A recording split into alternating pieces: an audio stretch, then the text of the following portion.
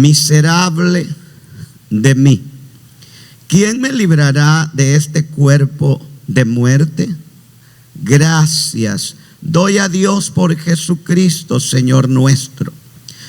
Así que yo mismo con la mente sirvo a la ley de Dios, mas con la carne a la ley del pecado.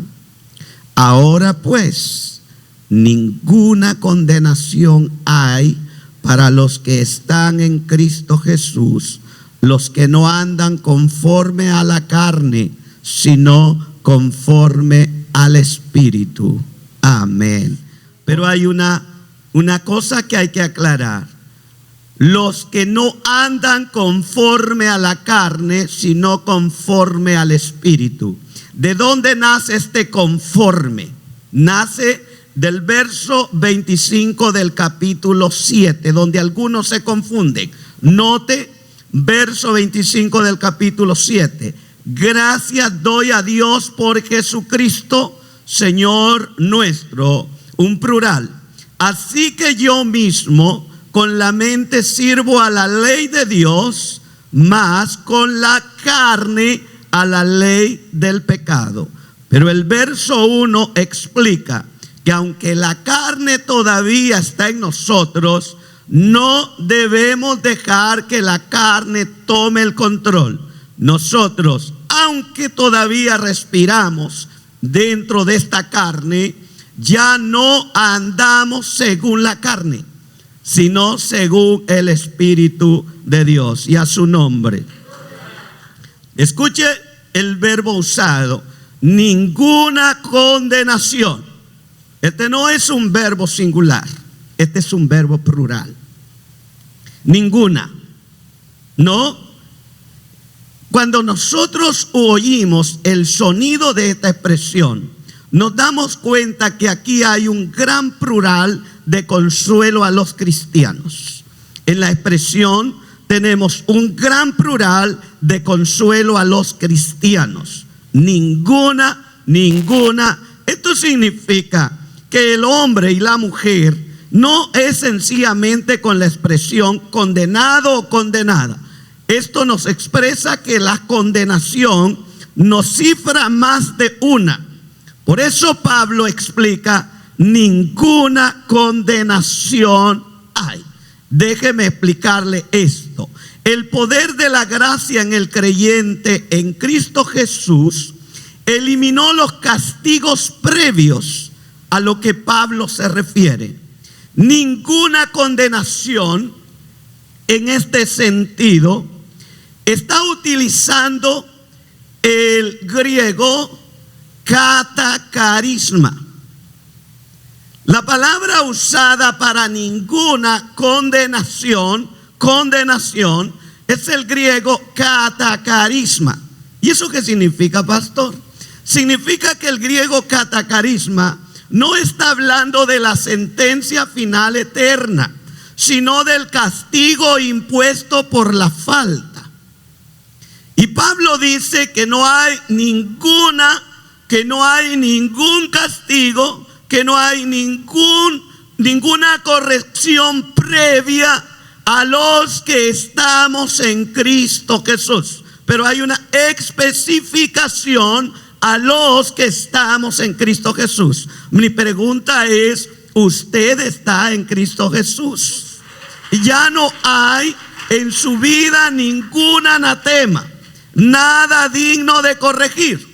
El griego entonces catakarisma no significa castigo, significa así sencillamente castigo impuesto por dicha sentencia. Se ponía castigo en la ley, pero estos no eran para eliminar el castigo eterno, sino solo aplacaba la conciencia. Es exactamente de lo que Pablo habla en Romanos 1:8. Yo le voy a dar un ejemplo respecto a estos castigos, que no eran castigos para entrar al cielo. Estos eran castigos para que después se juzgase el caso. Por ejemplo, la pena por maldecir a los padres Usted la encuentra impresa en Levíticos 29. Había una sentencia para los maleducados con sus padres. La palabra en nuestro castellano es malcriados. Estas personas que desobedecían o irrespetaban a sus padres tenían un castigo previo. Este castigo no era para declararlo limpio con un acceso libre al cielo. Este era un castigo impuesto por haber faltado al Padre. ¿Qué hacía este castigo? Sencillamente aplacar el alma de la reprensión por sentir cargo de conciencia por haber desobedecido a papá o a mamá. Otro ejemplo, las penas por el pecado de inmoralidad. Lo encuentra usted en Levíticos 20:10. Cuando una persona era encontrada en inmoralidad, tenía un castigo previo. El pueblo de Israel usó la lapidación para castigar a los inmorales, a los adúlteros. Ese era un castigo impuesto. Se le castigaba con la lapidación, es decir, apedreado. Se le daban pedradas hasta morir. Pero esto no era el castigo eterno. Esto era el castigo previo a la falta cometida. Esto no eliminaba el enfrentarse a Dios en el juicio final. Seguía pendiente la falta de inmoralidad o el adulterio. Sigue todavía, porque un día se presentará delante de Dios. Esta era una pena por una relación incestuosa, es decir, entre un hijo y un padre, una madre, un hijo. Había una pena, pero esto no era para que al cumplir esto, vámonos derechito al cielo. De ninguna manera. Esto era catacarisma. ¿Cuántos están aquí? Amén. Yo quiero que se grabe esta palabra. Esto era catacarisma, un castigo impuesto antes de la sentencia final. Levíticos 20:13 aplicaba un castigo por aquellos que eran sorprendidos en un acto de homosexualidad. Me encantó esta mañana las maestras haciendo énfasis en una de las clases, la clase de nuestra hermana Arupita. Ella hacía énfasis a los niños pequeños. Se ha perdido esto y los niños llegan a las escuelas sin ninguna instrucción previa de sus hogares. Pero esta mañana escuchaba que ella les enseñaba que Dios hizo hombre, y cuando hizo hombre, hizo hombre. Y ella dijo, no hizo medio hombre, hizo hombre. Y cuando dijo mujer, hizo mujer, no una media mujer que tiene facciones femeninas pero quiere tener cara de hombre. Dios no hizo algo así. Dios hizo mujer y Dios hizo hombre. Dice amén la iglesia. Esto tiene que estar claro para su niño, pero no se lo va a enseñar el maestro en la escuela, se lo va a enseñar usted en su casa. En la escuela le van a enseñar, ¿para qué le digo? Es usted el maestro, y la Biblia dice que había un castigo previo para aquel que era declarado homosexual. Es decir, lo que ahora dice la sociedad, una confusión en un cuerpo no correcto. Se metió en el cuerpo equivocado el alma de ese individuo. Mentiras. Jamás haría Dios eso. Dios hace las cosas y las hace bien. Sodoma y Gomorra recibió un castigo previo. No era el castigo eterno, era el anticipo de lo que viene después de esto. Así que tenemos entonces estos, y la palabra usada es catacarisma. En realidad, todo el capítulo 20 de Levíticos da el castigo previo que se imponía al pecador por diverso pecado había un catacarisma. A su nombre. Nosotros tenemos que entender. Pablo dice, ahora, tiempo presente, ninguna condenación hay, y óigase bien, para los que están en Cristo Jesús. Después de explicarle todo esto, de todos estos pecados Dios ha perdonado a algunos de nosotros, pero para que ya no vivamos más en ellos. Porque quizá alguno ha dicho, si ya no hay castigo previo y si ahora todo se vale, bueno, ¿por qué los creyentes condenan acciones? Le explico. De todos este tipo de pecado, Cristo ha perdonado a muchos, pero el perdón de Cristo no es para que continuemos en la misma condición. El perdón es para dar un cambio de mente, un cambio directo, para que nuestra mente ahora santificada, cambiada, purificada por el Espíritu de Dios, dejemos todo ese tipo de acciones. Todo lo que acabamos de leer era obra de la carne. Al estar vestido con la justicia de Cristo, Cristo lo paga todo en el Calvario.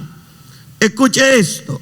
Cristo puede salvar un maleducado, malcriado con sus padres. Cristo puede salvar a un fornicario. Cristo puede salvar a un adúltero. Cristo puede salvar a un homosexual. Cristo puede salvar a una lesbiana. Cristo puede salvarle. Así que lo leo. Al que no conoció pecado, por nosotros lo hizo pecado, para que nosotros fuésemos hechos justicia de Dios en él.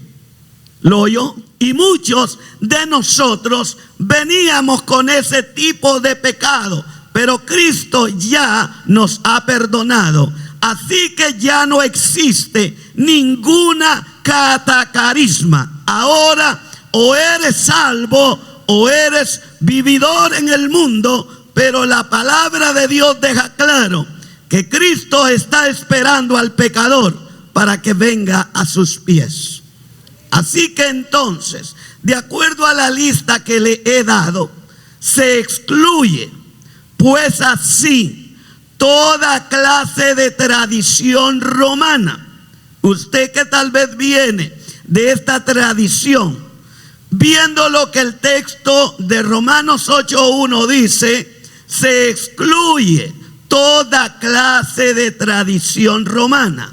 Por ejemplo, expiación superrogativa por medio de purgatorio, las indulgencias, las satisfacciones impuestas por el confesor, el sacramento de la penitencia, la necesidad de imponerse sacrificios personales, expiatorios, así como el efecto experimentado por la llamada misa. Pues todo esto, oiga esto, ni siquiera fue pensado por Dios, mucho menos impuestos al pecador. Pablo dice, y le repito el texto, ahora pues, el verbo es un tiempo presente. Ahora pues, ninguna condenación hay para los que están en Cristo Jesús. Pero ¿quiénes son estos? Los que no viven conformando la carne, sino aquellos que les gusta darle satisfacción al Espíritu de Dios. Para ellos no hay ninguna condenación.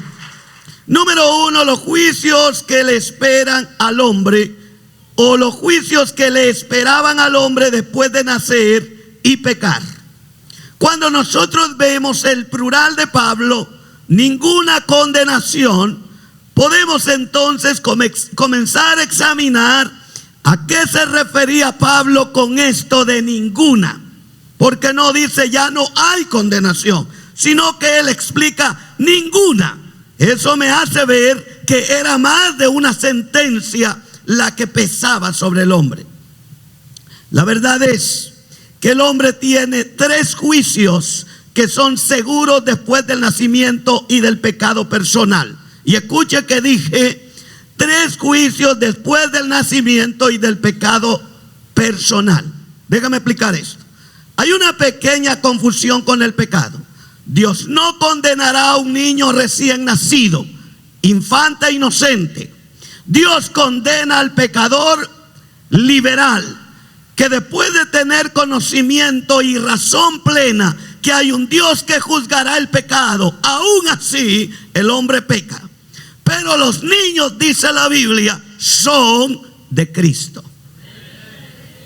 Es decir, cuando nosotros observamos el hombre nacido de mujer, enfrentaría por lo menos 3 juicios son seguros. El primero lo enfrentó después del pecado. El hombre enfrentó el primer juicio porque, para serle honesto, cuando oímos la palabra condenación, debemos de saber que antes de ser alguien condenado, debe de pasar un juicio.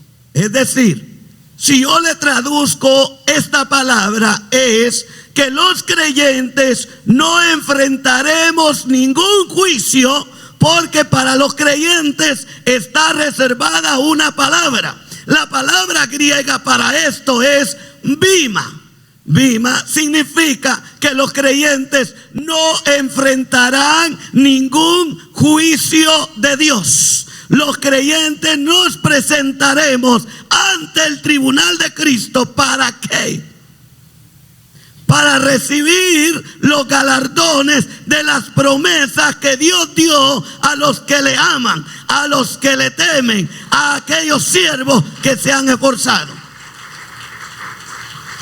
Pablo dice, ninguna condenación hay, pero hace una clara excepción para los que están en Cristo Jesús. Ya que la palabra le dije condenación, en realidad son juicios que el hombre tenía que enfrentar. El dictamen sería, después de enfrentar un juicio, antes de la venida de Cristo, el dictamen sería condenado a cualquier condena de las que ya se esperaba. Condenado a, no había quien, no había nadie que pudiera librar al hombre de la condenación segura después del pecado. El pecado original condenó al hombre a vivir en una tierra maldecida hasta que muriera y volviera al polvo. Génesis 3, 17 al 19. Lo primero que el hombre enfrenta es un juicio y es una condenación. Mire que Dios fue maravilloso, compasivo y glorioso, porque después del pecado del hombre, la sentencia o el juicio o la maldición no viene directamente sobre el hombre. ¿Lo ha notado usted? La sentencia y la maldición viene a la tierra, pero tenemos un problema. El hombre sin tierra no puede vivir. Y ese es el problema de los científicos. Primero llegar a la luna y luego saltar a Marte, porque han encontrado que en Marte hay residuos y señales de agua. Y ellos quieren escapar de la tierra que ya dañaron e irse a la luna y pegar un escalón hacia Marte. Pero dice el libro de Abdías, aunque te remontes en las estrellas, de ahí te derribaré, dice Jehová de los ejércitos.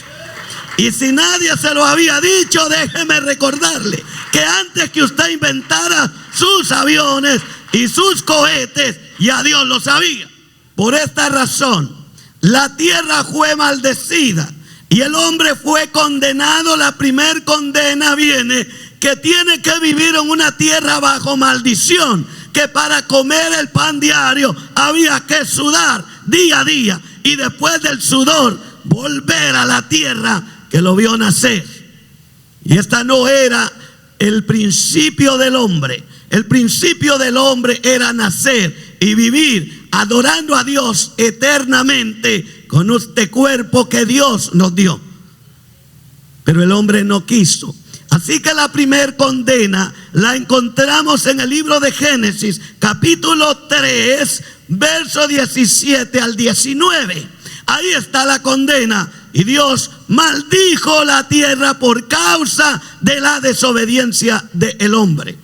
Entonces nos encontramos que el hombre tiene que atravesar más de un juicio, y por lo tanto, si es más de un juicio, es más de una condena. Y Pablo dice: ahora pues, ahora en este tiempo, buena noticia, el evangelio de Jesucristo son buenas noticias. Ahora pues, ninguna condenación hay para los que están en Cristo Jesús.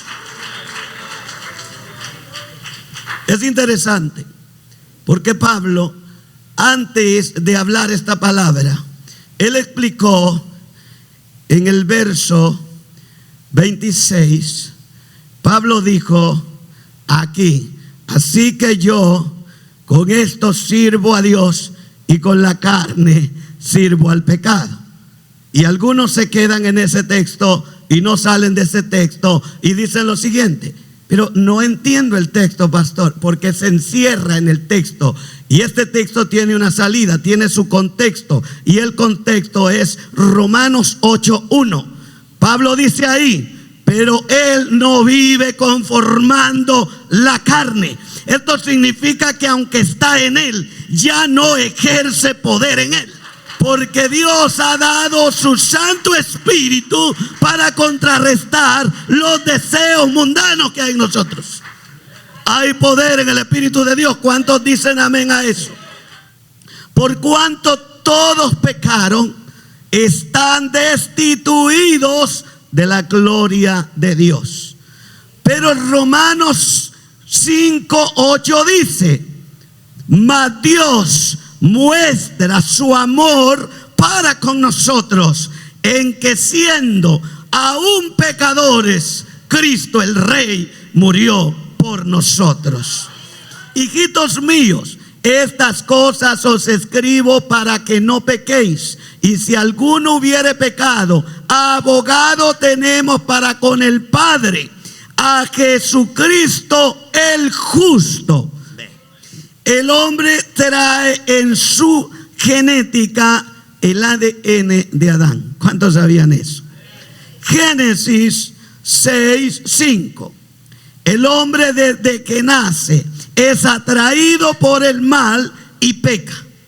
Y su peor pecado es darle la espalda a Dios y a su Hijo Jesucristo, y amar las tinieblas antes que la luz. Juan 3:18 al 19. Si usted tiene ahí su Biblia, dice: ¿por qué el hombre está en rumbo de condenación? Juan capítulo 3, verso 18. El que en él cree no es condenado, pero el que no cree ya ha sido condenado, porque no ha creído en el nombre del unigénito Hijo de Dios. Y nos especifica las razones. Y esta es la condenación: que la luz vino al mundo, y los hombres amaron más las tinieblas que la luz, porque sus obras eran malas. Les explicaba lo siguiente: la Biblia muestra ahí que Dios el Padre mandó a Jesucristo, quien se identificó como la luz.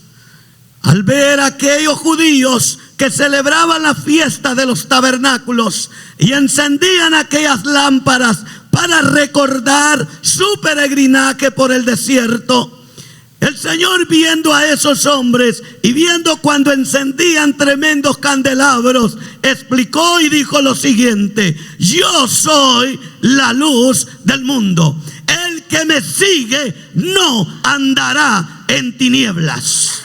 Cuando Jesús se refirió a este pasaje, trajo a la mente el peregrinaje de Israel. Se lo decía al pueblo esa misma noche. Israel tuvo el privilegio que aunque la noche cayera, la nube iluminaba el campamento de Dios. Y de día ellos caminaban con la frescura de la nube y de noche tenían luz. Jesús dice: el que me sigue, promesa, no andará en tinieblas. 25. Desdichado de mí, dice Pablo, ¿quién? Esta es la pregunta. ¿Quién me rescatará del cuerpo de esta muerte? Es decir, del poder del pecado que le tenía prisionero y esclavizado por la condena. Usted puede ver y comparar Romanos capítulo 6, verso 20 y 21. Porque cuando erais esclavos del pecado, erais libres acerca de la justicia. Pero ¿qué fruto tenías de aquellas cosas de las cuales ahora os avergonzáis? Porque el fin de ellas es muerte. Y Pablo está triste en el capítulo 7, versos 24 y 25, y él hace una exclamación y dice: miserable de mí, ¿quién me librará de este cuerpo de muerte? Por eso no podemos divorciar los versos 24 y 25 de Romanos 8:1, porque es la conexión del verso. Romanos 8:1 es la conexión de Romanos 7:4, 24 y 25, donde Pablo expresa una actitud de tristeza, pero al llegar al capítulo 8, como que su alma cobra ánimo y él declara: ahora pues, ninguna condenación hay para los que están en Cristo Jesús. Y responde: por medio de Jesucristo nuestro Señor. Él solo se estimula a levantar su ánimo caído y da gracias a Dios por esa salvación y por esa libertad que Cristo nos da. Por consiguiente exclama: ahora ninguna condenación hay a aquellos que ya viven una vida en Cristo Jesús. Precioso. Número 2. El hombre condenado a morir e ir al infierno. Es de la segunda condenación. El hombre condenado a morir e ir al infierno. Quiero que veamos Isaías 33:14. Los pecadores se asombraron en Sión. Espanto sobrecogió a los hipócritas. ¿Quién de nosotros morará con el fuego consumidor? ¿Quién de nosotros habitará con las llamas eternas? Esta es una pregunta, esta es una exclamación, esta es una observación del futuro del hombre. No había ninguna esperanza, no había ningún consuelo. Todo hombre estaba destinado a nacer, crecer y pecar. Pero Jesucristo se anticipa y antes de la sentencia final, Él aparece para darnos vida, para darnos esperanza. Aunque el hombre en su estado original no fue diseñado para morir, la muerte física lo condena y dirige directamente al infierno. Hermano, Romanos 3:23, como ya lo leímos, dice eso. Entonces, esta sería la segunda condena del hombre. Pero Pablo dice: ahora pues, ninguna condenación hay para los que están en Cristo Jesús. ¿Cuántos lo alaban, iglesia? Marcos 9:44. Mire lo que dice la Biblia así: aquellos que son orgullosos, miren lo que produce el cuerpo humano, por más bonito que sea, es un productor de gusanos. Marcos 9:44. Mi Biblia dice así: donde el gusano de ellos no muere y el fuego nunca se apaga. ¿Cuántos alaban al Señor? Donde el gusano de ellos no muere y el fuego nunca se apaga. Cuando nosotros observamos cuál era el futuro del hombre en la segunda condena observada, el hombre nace, vive en la tierra bajo maldición, luego envejece y muere, y la muerte lo condena directamente al infierno. Es triste, lamentable, cuando un ser querido muere y muere sin Cristo.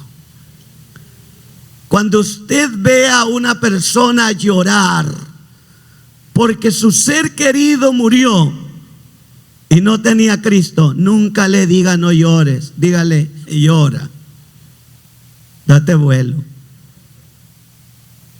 llora, porque una vez que alguien parte sin Cristo de esta tierra, ¿qué cree que le espera después? Y decirle a una persona que no llore es mentirle a la aflicción que enfrenta. Cuando una persona en Cristo muere, tal vez usted podría decir, consuélate, le volverás a ver. Pero si la persona que ha partido se fue sin Cristo, dígale, déjame acompañarte en tu llanto y lloremos juntos, porque vaya que hay que llorar ahí. Y Jesús sabía eso. Por eso dejó el cielo, por eso dejó su trono, por eso vino a esta tierra, porque nuestro estado espiritual era, hermanos, definitivamente pobre y sin esperanza. Pero al venir Cristo revivió la esperanza del hombre. El texto dice enfáticamente, donde el gusano de ellos nunca muere y el fuego nunca se apaga, haciendo mención a aquel lugar que existía como ejemplo de lo que el infierno es. Entonces tenemos aquí separación del cuerpo y del alma. Esta muerte física se conoce como separación del cuerpo y el alma. Mateo 16:26. Véalo conmigo. Hay una pregunta interesante para aquellos que se afanan, para aquellos que luchan y descuidan lo más importante, que es el servicio al Señor. Dice aquí la pregunta, y la hizo el Señor Jesús: porque ¿qué aprovechará al hombre si ganare todo el mundo y perdiere su alma? Pregunta, ¿o qué recompensa dará el hombre por su alma? Hay una separación cuando alguien se declara que murió. Dice la Biblia que cuando Raquel iba de regreso a la tierra de donde Jacob nació, Lea había sido la bendecida con varios hijos, luego las concubinas de Jacob. Pero un día dice la Biblia que también Raquel, Dios le dio el privilegio de tener el primer hijo. A este le llamó José. Dios se apiadó de ella, vio su aflicción. El segundo vino y estaba en el proceso del nacimiento, libro de Génesis, y dice que al esforzarse para que naciera Benjamín, el texto enfáticamente dice que en ese momento se le salió el alma. ¿Lo ha leído usted? Y al salirse el alma, ¿qué sucedió? El texto dice, murió.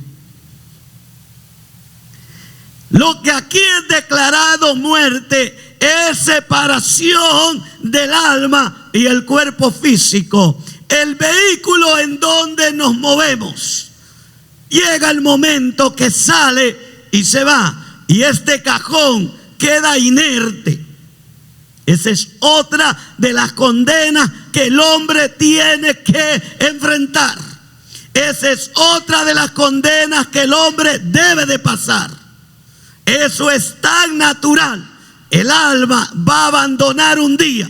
Pero aunque el alma abandonara un día, Pablo dice, pero todavía no hay condenación para los que están en Cristo Jesús. Esa alma saldrá, pero volverá a un cuerpo glorificado. ¿Lo alaba, iglesia? Entonces llegamos a la conclusión que muerte física es separación del cuerpo y del alma. Este es un castigo de la condena por comer del árbol prohibido. Génesis 2, 16 al 17. Este fue el futuro que el primer Adán dejó al hombre. Mire qué futuro nos dejó Adancito a todos. No era para que nosotros viviéramos preocupados de estar. ¿Por qué cree que celebramos años? Esto me preguntaba, yo lo veo, por ejemplo, hoy nos gozábamos, contentos en septiembre, casi toda la iglesia cumple años. Y se gozan, feliz cumpleaños. Yo no estoy tan feliz. Le aseguro muchas veces, ay Dios mío, otro más. Es que otro más es otro menos, ¿verdad? Otro más es otro menos, hermano.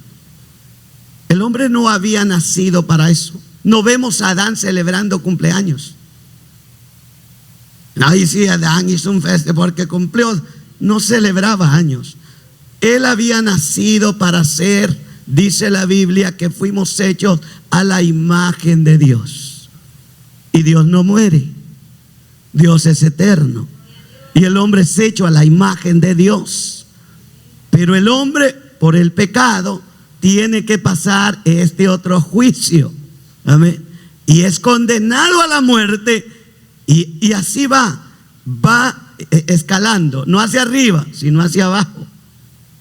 Sin Cristo Jesús. Pero en Cristo vamos escalando peldaños. 2. Morir e ir al infierno. Y después el juicio. Hebreos 9:27. Este fue el gran destino que el primer Adán heredó al hombre.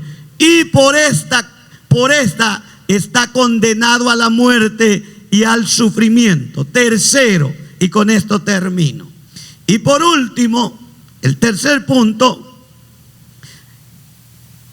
Y por último, destino del hombre, el lago de fuego. Porque alguien dijo, bueno, morimos, vamos al infierno y se acabó. No se acabó.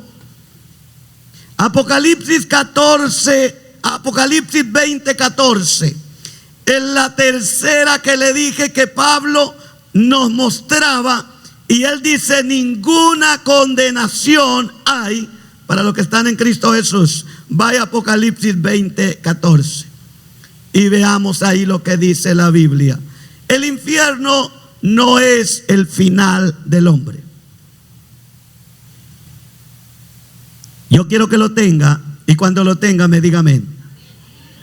Apocalipsis 20:14, mi Biblia dice así: y la muerte y el Hades fueron lanzados al lago de fuego.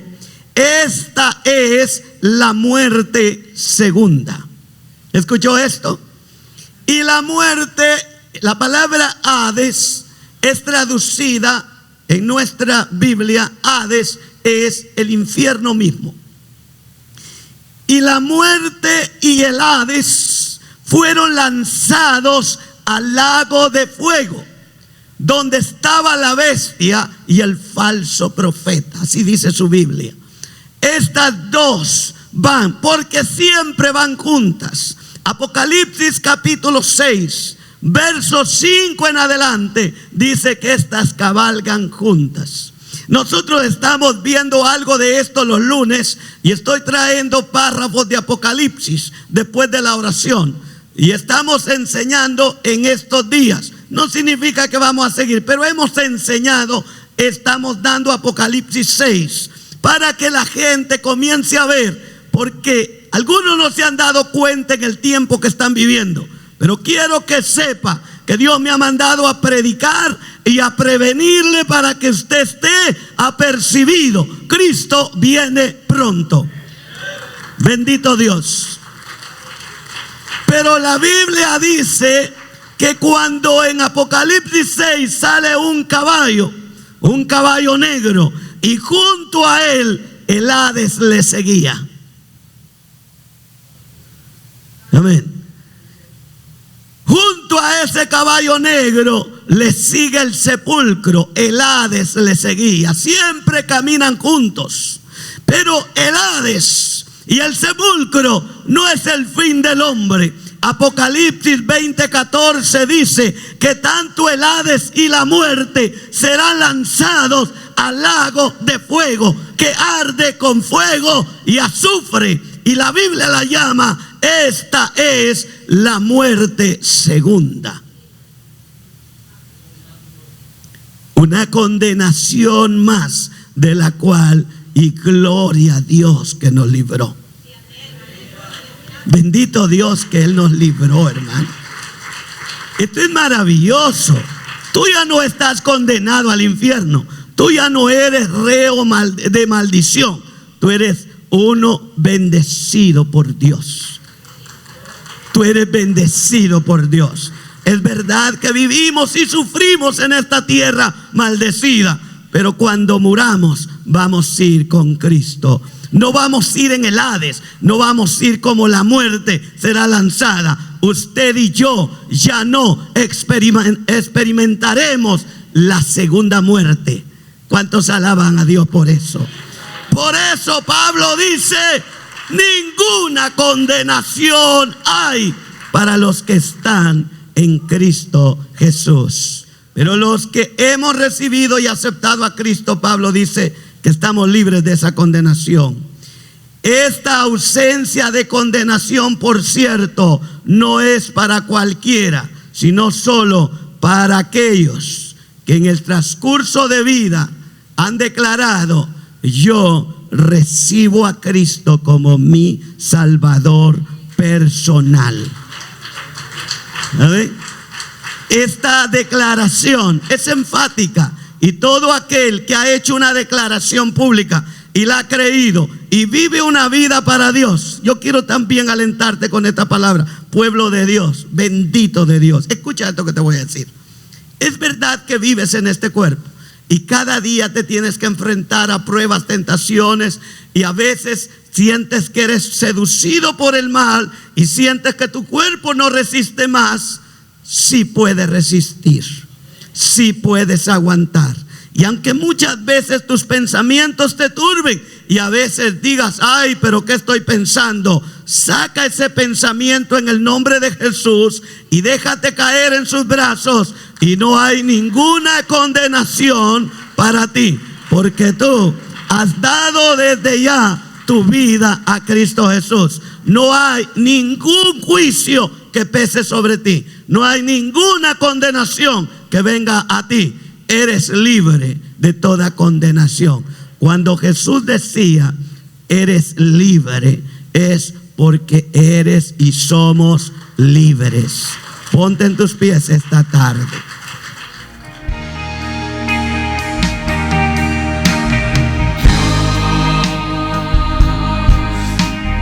Grande y digno de alabar, me ayuda al enemigo derrotar. El gozo de mi vida eres tú. Sí, Señor.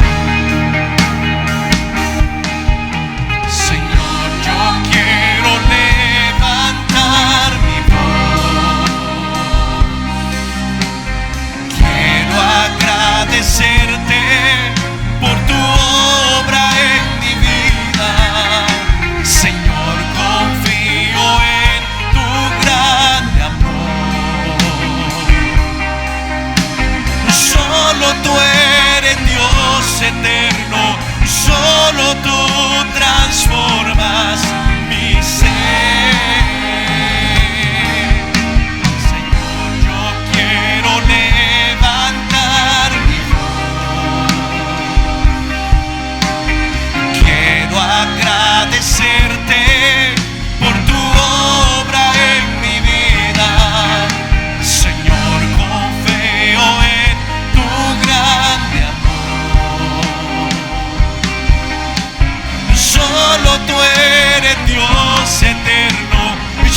solo tú transformas mi ser.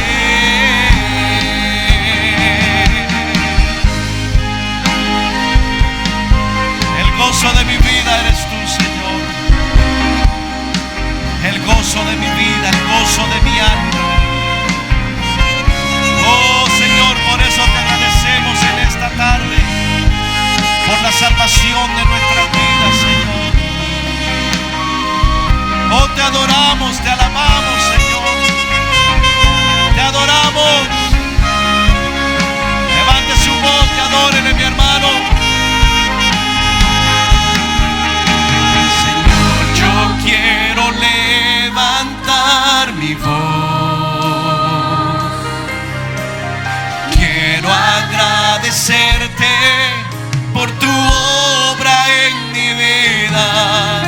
Señor, confío en tu grande amor. Solo tú eres Dios eterno y solo tú transformas mi ser. Señor, yo quiero levantar mi voz.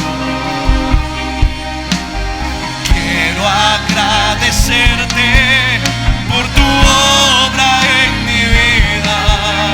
Señor, confío en tu grande amor. Solo tú eres Dios eterno y solo tú